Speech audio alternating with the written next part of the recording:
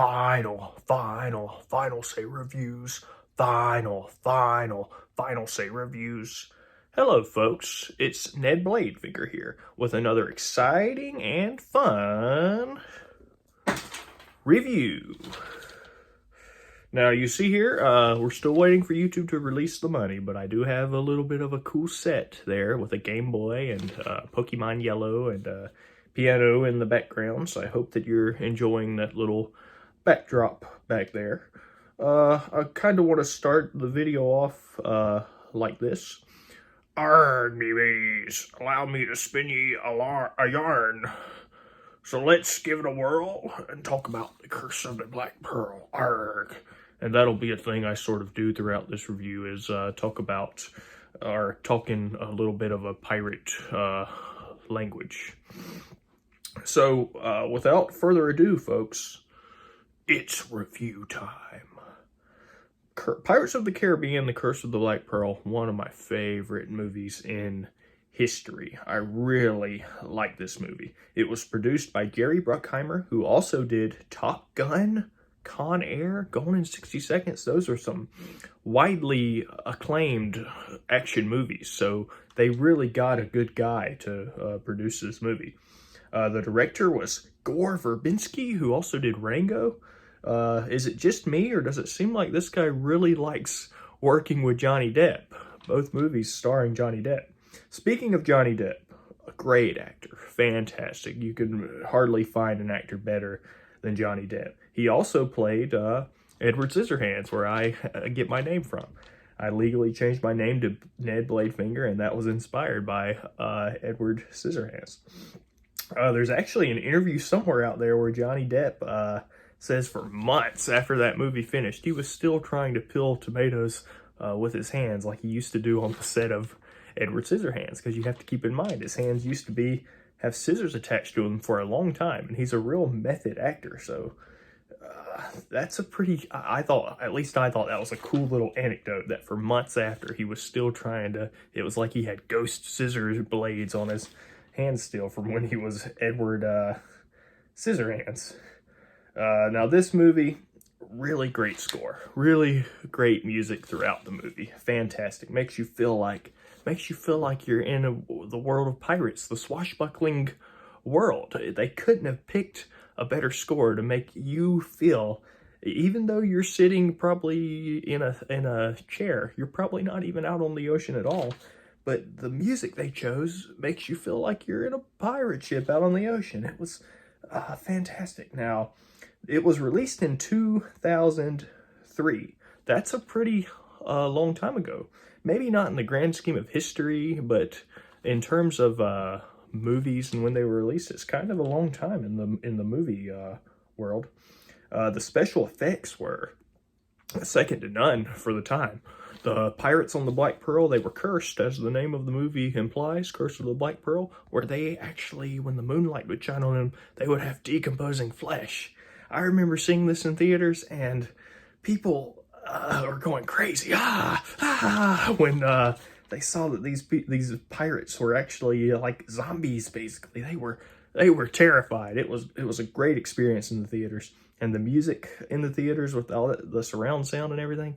Ooh, a fantastic experience. If they ever re-release this in theaters, which I assume they probably will, I highly suggest you go and watch this thing in theaters. Another interesting note about the movie, it sort of launched Johnny Depp as a leading man. Now, we think nowadays of Johnny Depp as being this, big iconic guy that was a legend from the start, but at first he was really more of a cult hero.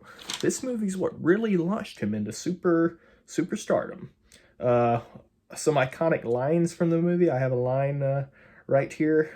This is when they sort of thought they had Jack Sparrow on the ropes, and then he comes back and shows them who the boss is. You forgot one very important thing, mate. I'm Captain Jack Sparrow. I remember hearing that line on the big screen and thinking, wow, he just taught those guys a lesson. The movie, in addition to Orlando Bloom, Keira Knightley, and Johnny Depp, we also have Geoffrey Rush, great actor, who plays the villain of the movie, Hector Barbosa, who is a former ally of Johnny Depp that's on the cursed, that is now the captain of the cursed Black Pearl ship. The movie made $654 million.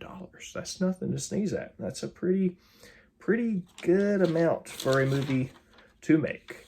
So we look a little bit into the plot. Elizabeth had a special coin that was wanted by Hector Barbossa, who is, as I said, Jack Sparrow's former ally, who is now a member of the Undead. Jack Sparrow and Orlando Bloom, the blacksmith, because he's in love with this Elizabeth, who is the governor's daughter. And the governor, of course, he doesn't like pirates too much. And a little fascinating kind of connection from my own life with that. People even nowadays don't like, in positions of power, don't really like pirates too much.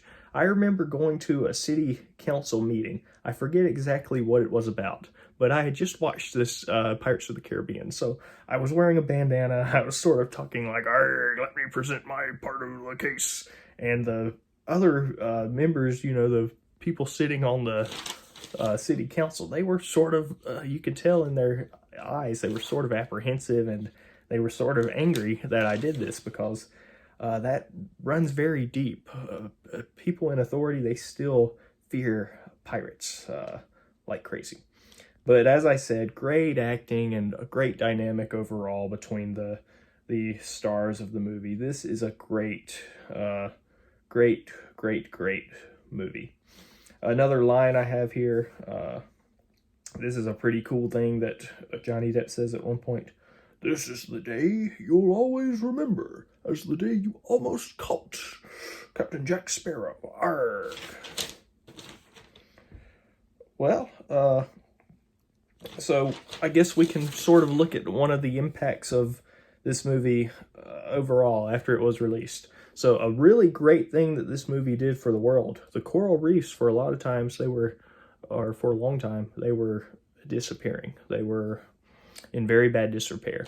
This movie practically single-handedly saved the coral reefs, because people were too scared to go out to the oceans for a little while, because they thought that there could be pirates on the ocean, because this movie thrust all that into such prominence, and the fear of pirates was very real, and it kept people off the ocean, and the deleterious effects of humans on the ocean was sort of mitigated for a little while. So we have Johnny Depp to thank for that. And another little interesting thing, Johnny Depp did such a great job playing Jack Sparrow, and it's still so greatly intertwined with who he is. People, for a very long time, and a sizable amount still today, actually believe that Johnny Depp may actually have a secret life as a pirate, as Jack Sparrow.